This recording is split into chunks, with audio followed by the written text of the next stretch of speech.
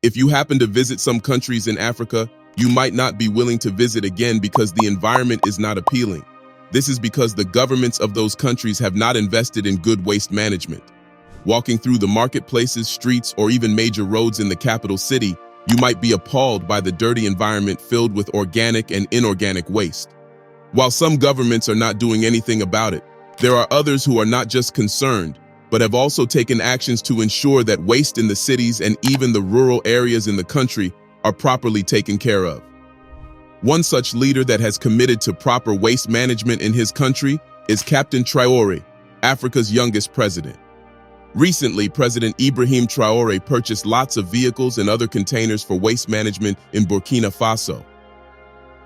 These vehicles and containers have been distributed across the country, including in the capital city, Ouagadougou. Interestingly, this is not even the first time that Traore's government has done this in Burkina Faso.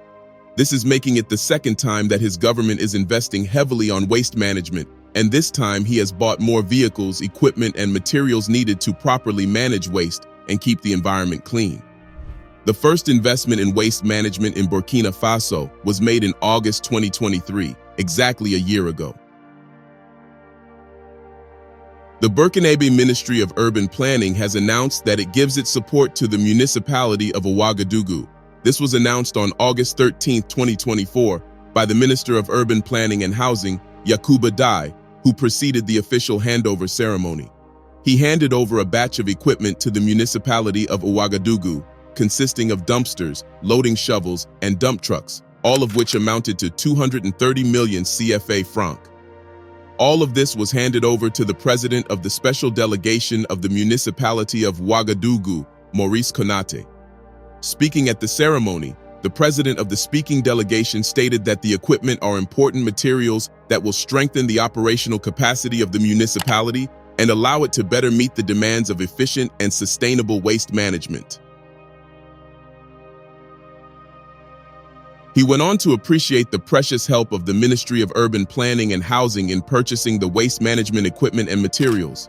According to him, the new purchases form a collaboration between the two structures, which will help to continue the efforts undertaken in the implementation of the project, as well as to strengthen the sanitation network of the city of Ouagadougou.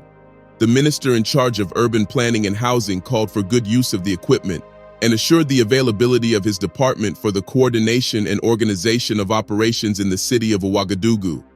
One of the area of operations is the section of the Kadaogo Marago between the immediate downhill of Dam Number 3 and the downhill of the confluence of the Bogo and Kadogo Marago.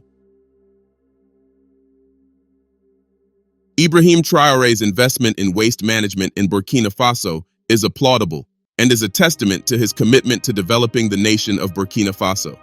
However, that's not all he has done in developing Burkina Faso.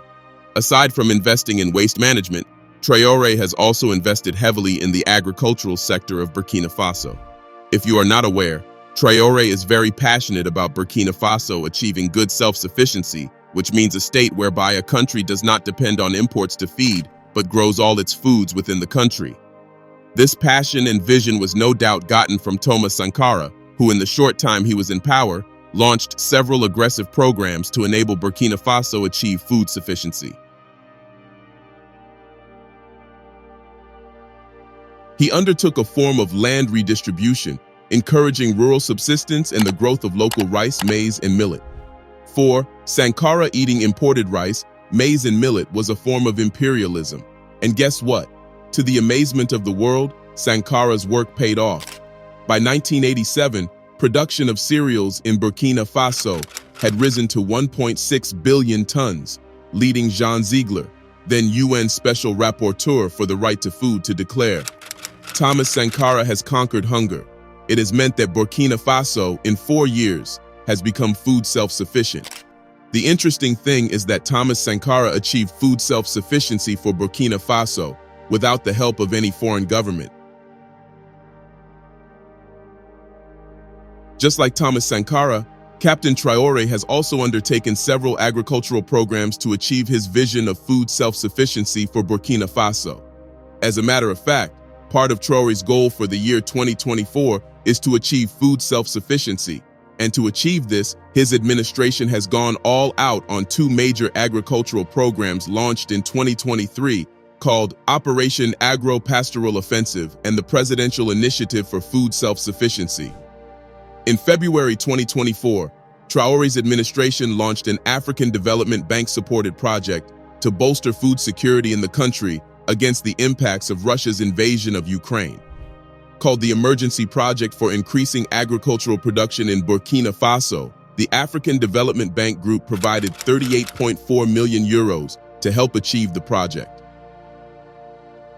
It also plans to supply nearly 9,000 tons of certified climate-adapted seeds to 330,000 farmers, which will help increase production of maize, rice, soya, cowpea, sorghum, and wheat. The implementation of the program is expected to boost national rice production by 430,000 tons and maize production by 707,000 tons, as well as increase other crop yields. Interestingly, this project complements the Operation Agro-Pastoral Offensive launched last year. In March 2024, Traore allocated equipment and agricultural inputs worth more than 78 billion CFA francs to local producers in a move aimed at enhancing agricultural productivity in Burkina Faso. The distribution of farming equipment to local producers is part of the government's efforts to promote food self-sufficiency and bolster the agro-pastoral and fisheries sectors. Under the leadership of Traore, a significant increase in support for agro-silvo-pastoral producers has been announced for the year 2024. President Traore highlighted the substantial scale-up in resources, stating that the equipment and fertilizers provided this year far surpass previous allocations. This year, we are making available twice the amount of equipment compared to 2023, and over 5 times the average quantity distributed in the past 5 years. Similarly, the provision of chemical fertilizers will see an allocation of approximately 68,900 tons, more than double the amount distributed in 2023 and over 5 times the average of the past 5 years, he said. The equipment includes 400 tractors, 239 tillers, and 710 motor pumps. In addition, 70,000 motorcycles were acquired for the benefit of agricultural agents who will be tasked with the responsibility of providing assistance to the farmers. The government also provided agricultural production inputs, including 10,000 tons of fish feed, 964 tons of fertilizers, 10,000 liters of phytosanitary product, 18,000 tons of plant seeds, 2,300 tons of fodder seeds, and 10,000 tons of concentrated feed. Still, in March, the president donated a large mass of land to the students in Burkina Faso who were interested in agriculture.